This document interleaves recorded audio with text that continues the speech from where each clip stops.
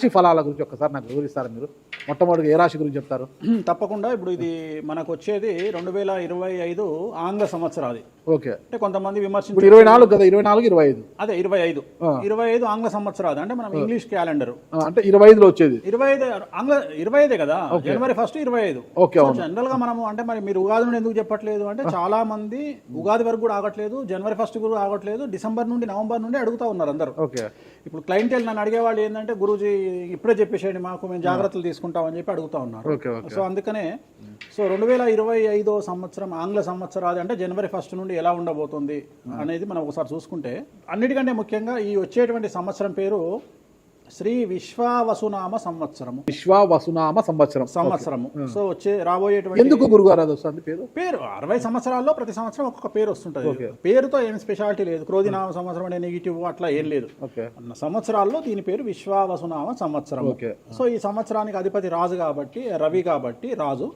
So Ravi మనకు command చేస్తూ ఉన్నాడు కాబట్టి ఈ సంవత్సరం అతి ముఖ్యమైన విషయం ఏంటంటే రాజకీయంగా దేశవ్యాప్తంగా రాష్ట్రాల వ్యాప్తంగా పెను సంచలనాలు నమోదవ్వడము ఈ సంవత్సరం 2025 సంవత్సరం లక్షణాలు. ఎందుకంటే రాజుల మధ్యన రాష్ట్రాల మధ్యన గొడవలు, మరీ ముఖ్యంగా కొంతమంది ప్రముఖ రాజకీయ నాయకులకు మృత్యుగండము, అలాగే అన్ని రంగాలలోకి సెలబ్రిటీలు, సినిమా ఇండస్ట్రీ, రాజకీయము, బిజినెస్, ఎనీ ఇండస్ట్రీ, యువకులు, మరి ముఖ్యంగా మగవాళ్ళు యువకులు 40 సంవత్సరాల వయసులోపు ఉండే వాళ్లకు కార్డియాక్ అరెస్ట్లు అనేటివి ఈ సంవత్సరం అతి ముఖ్యమైన విషయం.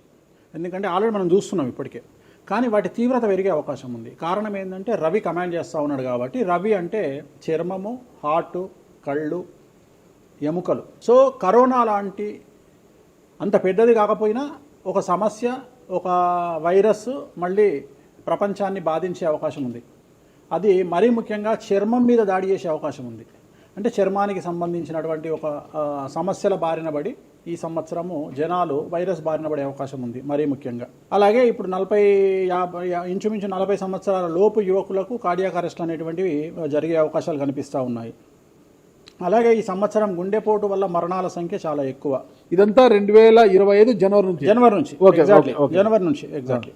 అలాగే ఈ సంవత్సరము ఎండల తీవ్రత చాలా ఎక్కువ, విపరీతమైనటువంటి ఎండలు ఉండే అవకాశం ఉంది. అలాగే ఈ సంవత్సరాలు ప్రపంచవ్యాప్తంగా అగ్నిపర్వతాల పేలుడు అనేటువంటిది ఈ సంవత్సరం గమనించాల్సినటువంటి విషయం. అలాగే ఈ సంవత్సరం మంచు పర్వతాలు కరగడం వల్ల వాతావరణంలో మార్పులు గమనించాల్సి ఉంటుంది ఈ సంవత్సరం. అలాగే అమెరికా దేశానికి విపరీతమైనటువంటి గాలి తుఫానులు, వరదలు ఈ సంవత్సరం కనిపిస్తూ ఉన్నాయి. అలాగే 1-2 దేశాల మధ్యన యుద్ధ వాతావరణం ఖచ్చితంగా ఉండి తీరుతుంది, లేదా యుద్ధాలు జరుగుతున్నాయి కదా, అది ఇంకా పెరుగుతుంది. ఇప్పుడు ఉన్నదానికంటే తీవ్రత పెరుగుతుంది అనేది. అలాగే మనకు 2025 సంవత్సరంలో సెప్టెంబర్ 7వ తేదీ 2025 సంవత్సరం ఆదివారం రాహుగ్రస్త సంపూర్ణ చంద్రగ్రహణం ఏర్పడుతుంది. ఇది కుంభరాశికి వ్యతిరేకమైన ఫలితాలు ఇస్తుంది. అలాగే వచ్చే సంవత్సరం అంటే 2025 సంవత్సరంలో మే 9వ తేదీ నుండి సరస్వతి నదికి పుష్కరాలు అనేటువంటివి ఏర్పడతా ఉన్నాయి. ఈ సంవత్సరము రాజకీయ నాయకులకు సంబంధించి మరీ ముఖ్యంగా ఇందాక మనం మాట్లాడుకున్నట్టుగా పవన్ కళ్యాణ్ గారికి ఏలినాటి వెళ్ళిపోతుంది. అలాగే లోకేష్ గారి జాతకరీత్యా, పవన్ కళ్యాణ్ గారి జాతకరీత్యా విపరీత రాజయోగం అనేటువంటిది కనిపిస్తూ ఉంది. జగన్మోహన్ రెడ్డి గారికి లేదా రాజయోగం వల్ల? ఇప్పుడు లేదు, ఈ సంవత్సరం లేదు. అంటే 2025 సంవత్సరంలో లేదు. 29 కన్నా ఉందా? అది మన తర్వాత మాట్లాడుకుంటాం. ఓకే. 25లో మాత్రము నేను అనేది ఏంటంటే ఇప్పుడున్న స్థాయి కంటే వీళ్ళిద్దరికి ఇంకా పై స్థాయికి వెళ్లే అవకాశం ఉంది, లోకేష్ బాబు గానీ పవన్ కళ్యాణ్ గారు కానీ. అదే నాకు అర్థం కావడం, వాళ్ళిద్దరు మంత్రులే,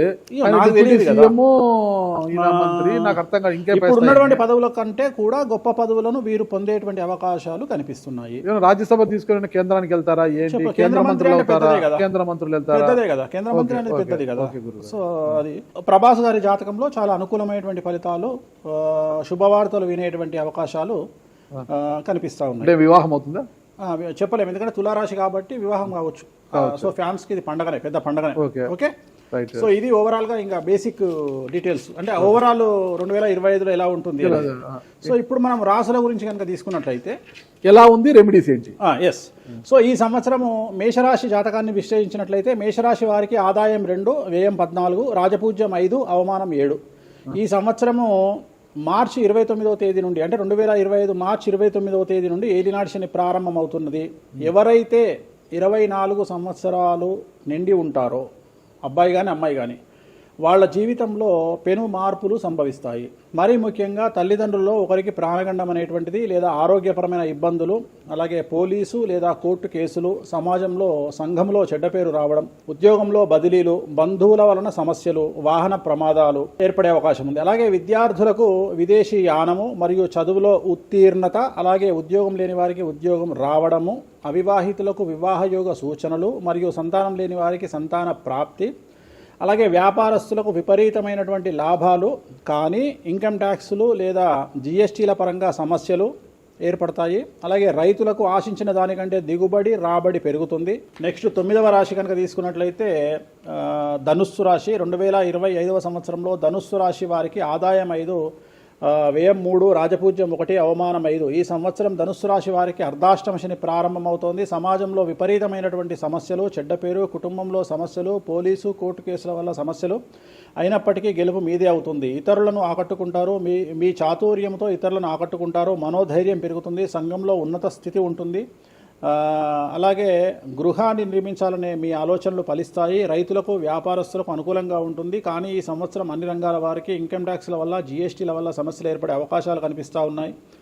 విద్యార్థులకు ఉద్యోగస్తులకు అవివాహితులకు అన్ని రకాలుగా అనుకూలత ఉంటుంది. మరీ ముఖ్యంగా స్త్రీలకు ఈ సంవత్సరం చాలా అనుకూలంగా ఉంటుంది. కొత్త వ్యాపారాలు ప్రారంభించే స్త్రీలకు ఈ సంవత్సరం విశేషించి రాజయోగం గోచరిస్తుంది.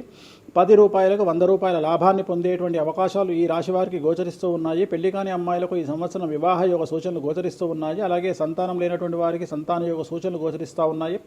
కొత్తగా భూమి కొనడం లేదా గృహ నిర్మాణం జరిపించడం ఈ సంవత్సరం కనిపిస్తూ ఉన్నది. విద్యార్థులకు విదేశీ యానానికి ఈ సంవత్సరం అనుకూలంగా ఉంది. అలాగే విదేశాల్లో ఉండేటువంటి విద్యార్థులకు ఉద్యోగ సూచనలు గోచరిస్తూ ఉన్నాయి. పేరును బట్టి ఈ రాశుల ప్రకారం ఇలా ఉంటుందని మీరు రాశారా, లేకపోతే వాళ్ళ డేట్ ఆఫ్ బర్త్ ప్రకారం? నక్షత్రం బట్టి, నక్షత్రాలు వాళ్ళకి అర్థమైపోతుంది. వాళ్ళ నక్షత్రాన్ని బట్టి.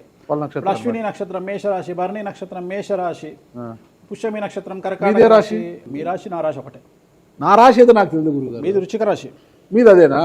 మరి ఎలా గురుగారు ఈ మధ్యన బాగానే ఉందంటారు? మనకు బాగుంది. ఇంకా మన రచనే, ఇంకా రచనే రచనే. ఎట్లా రచ్చ? ఇంత వివాదాలు అవుతున్నాయి, ఏం కథ అసలు? ఇంకా లైఫ్ అన్నప్పుడు ఇప్పుడు రేవంత్ రెడ్డి ఉన్నాడు. రేవంత్ రెడ్డి ఎన్ని కష్టాలు అనుభవిస్తే సీఎం అయినాడు అంటే ఇక కష్టం తర్వాత సుఖం రెడీగా ఉంటుంది. ఓకే, ఇప్పుడు కష్టపడ్డారు కాబట్టి మీకు సుఖం ఉంది అంటారు. మీకు కాదు, మళ్ళీ మీకు మనకు అందరికీ. ప్రతి మనిషి జీవితంలో పండ్లున్న చెట్టుకే రాయి దెబ్బలు, అంతేగాని పళ్ళు లేని చెట్టుని ఎవడు పట్టించుకుంటాడు? పళ్ళు ఉంటేనే దాన్ని రాయి చేస్తారు. అట్లనే మనం కూడా అంతే అండి. వేణుస్వామి అంటే పూజలకు పెట్టింది పేరు. పెద్ద పెద్ద రాజకీయ నాయకులకు, ముఖ్యమంత్రులకు, కేంద్ర మంత్రులకు, పెద్ద పెద్ద వాళ్ళకు కూడా ఇక్కడ కాదు, మీరు అబ్రాడ్స్ కూడా వెళ్ళి పూజలు చేసి వస్తున్నారు. చాలా కాస్ట్లీ స్వామి, చాలా గొప్ప పూజలు చేస్తుంటారు.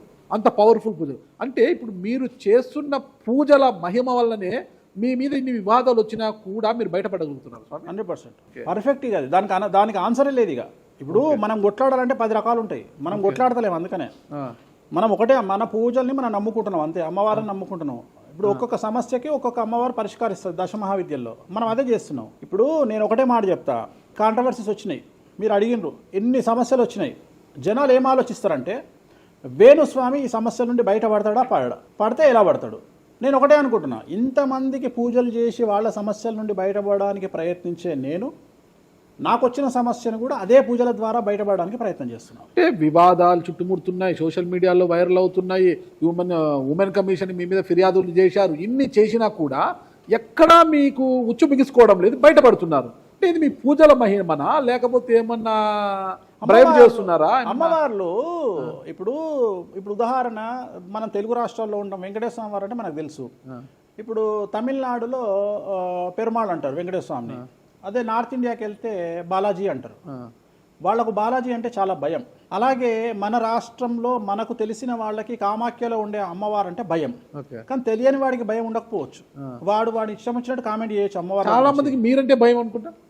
అంటే మనం చేసే పూజల వల్ల ఉండొచ్చు. ఓకే. నేను అనేది ఏంటంటే నేను చేసే అదే ఇందాక మనం మాట్లాడుకున్నప్పుడు అదే చెప్తున్నా, వామాచారంలో పూజలు చేయాలంటే భయపడతారు. కారణం ఏమిటి అంటే ఖచ్చితంగా మందును ముట్టుకోవాలి, నాన్ వెజ్ను ముట్టుకోవాలి. దానికి వీళ్ళు చేసే పూజలు అడ్డుపడతాయి. అంటే వీళ్ళు సమాజంలో భయపడతారు కాబట్టి వీళ్ళు వాటి జోలికి పోరు. ఇవి తాంత్రిక పూజలు లాగా ఉంటాయి మీరు చేసే తాంత్రిక తంత్ర మార్గం అంటారు దాన్ని. Okay, okay. శ్రీకాళహస్తిలో కాదు శ్రీకాళహస్తిలో రావుకేతు పూజ చేయించుకున్నారు కదా, తాంత్రిక పూజలే అది. నిమ్మకాయ పెడితే తంత్రమే, గుర్తుపెట్టుకోండి. నిమ్మకాయ ఎక్కడ పెట్టినా తంత్రమే. మిమ్మల్ని కాపాడుతోంది మీరు చేస్తున్న పూజల మహిమే. అంతే అంతే అంతే వాళ్ళే చూసుకుంటారు. నేను అనే పాయింట్ ఏంటంటే నేను ఒకటే చెప్తున్నానండి, తప్పు చేస్తే నన్ను అమ్మవారు సర్వనాశనం చేస్తుంది. ఓకే. అమ్మవారిని విమర్శిస్తే వాళ్ళ సంగతి అమ్మవారు చూసుకుంటది. అంతేనా? అంతే. ఇక నాకు అవసరం, నేను కొట్లాడను చెయ్యను, నాకు అనవసరం, నాకు లొల్లే వద్దు. నాకు నేను దేవుళ్ళని నమ్ముకున్నా, నా పని అదే. నాకు హిమాచల్ ప్రదేశ్ కామాఖ్య కాకపోతే, బాగాలముఖి కాకపోతే, తారాపీఠ పోతే, ఇప్పుడు మన తారాపీఠ పోయి వచ్చిన. చాలా మందికి తెలియదు, తారాపీఠ అని కలకత్తా నుండి 300 కిలోమీటర్లు ఉంటుంది. మీరు కావాలంటే గూగుల్ చేయొచ్చు. తారాపీఠ అని అమ్మవారు అండి.